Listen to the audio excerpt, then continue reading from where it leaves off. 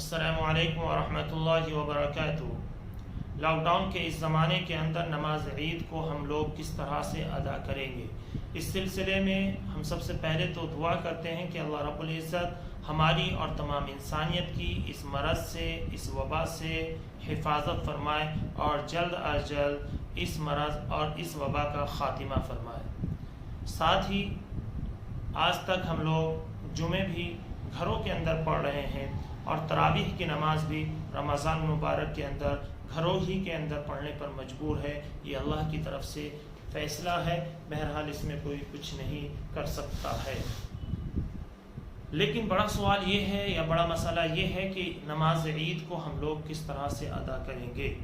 نماز عید کے سلسلے میں آپ حضرات کو بتاتا چلوں کہ اس سے پہلے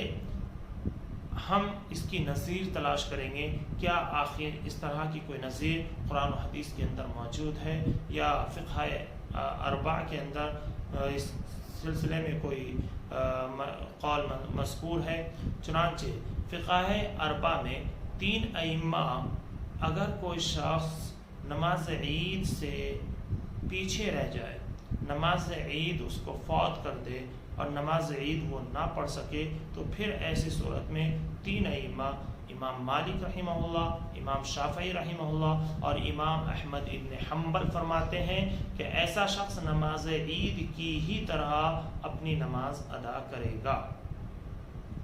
اور ان کے اپنے اپنے دلائل ہیں۔ وہ کہتے ہیں کہ نماز عید ہی کی طرح نماز ادا کرے گا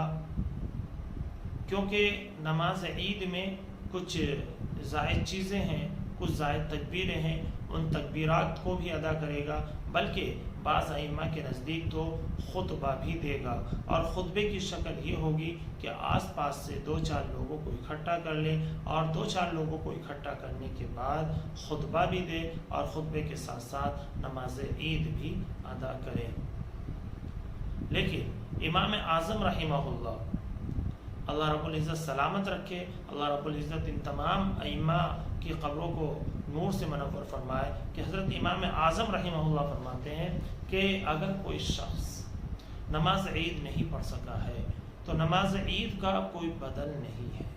نماز عید یہ ایک ایسی نماز ہے جو واجب ہے اور دن کے اندر پڑھی جاتی ہے، باقی تمام اوقات میں اپنے اپنے وقت پر ہر نماز فرض ہے، لیکن واجب نماز دن کے اندر اس طرح کی پورے سال میں کوئی نظیر نہیں ملتی ہے۔ اس لیے ہم نماز عید کا واجب اگر چھٹ جاتا ہے تو چونکہ اس کی کوئی نظیر دن کے اندر موجود نہیں ہے تو ہم نماز واجب کی قضا نہیں کریں گے۔ ہاں البتہ اگر کوئی پڑھنا چاہے تو ایسی صورت میں یا تو 2 رکعت ادا کرے گا یا 4 رکعت ادا کرے گا، اور یہ نماز بعینہ چاشت کی نماز کی طرح ہوگی، نفل مانی جائے گی، نہ کہ یہ واجب۔ بہرحال ہر دونوں صورتوں میں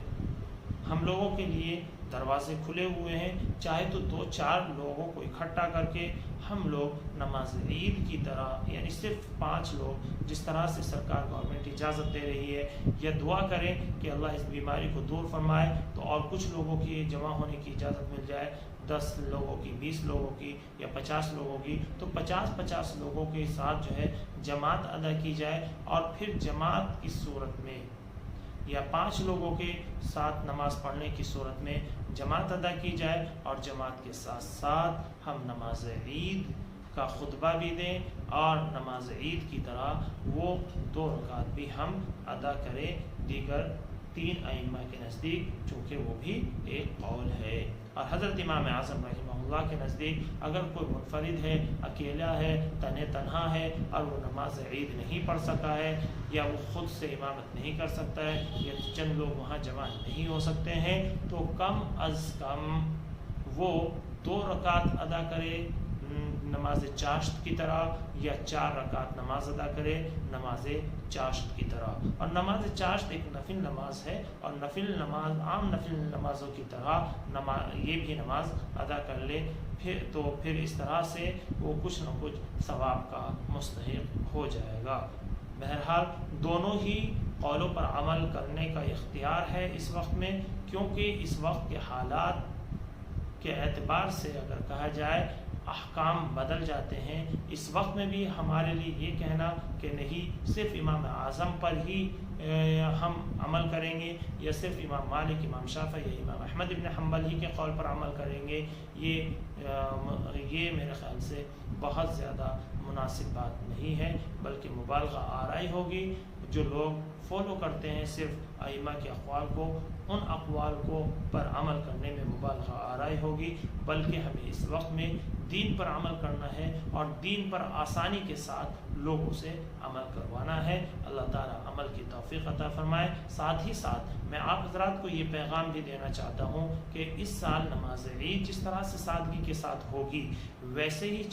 ہمیں چاہیے کہ ہم کسی طرح کی شاپنگ وغیرہ نہ کریں، کسی طرح کی مارکیٹنگ وغیرہ نہ کریں، بلکہ گھر پر ہی پرانے کپڑوں کے ساتھ اپنے بچوں کو بھی وہی کپڑے پہنائیں اور اپنا بھی وہی کپڑے پہنیں، اپنی خواتین کو بھی وہی جو پرانے کپڑے تھے وہی پہنائیں، اور انہی کپڑوں کے ساتھ سادگی کے ساتھ آپ نماز عید ادا کریں. گھروں پر رہیں اور سوچ رہیں اور بالکل صحت یاب رہیں. دعا کرتے ہیں اللہ تعالیٰ تندرستی عطا فرمائے، بیماری سے نجات عطا فرمائے، اللہ تعالیٰ عمل کی توفیق عطا فرمائے. وآخر دعوانا الحمدللہ رب العالمین.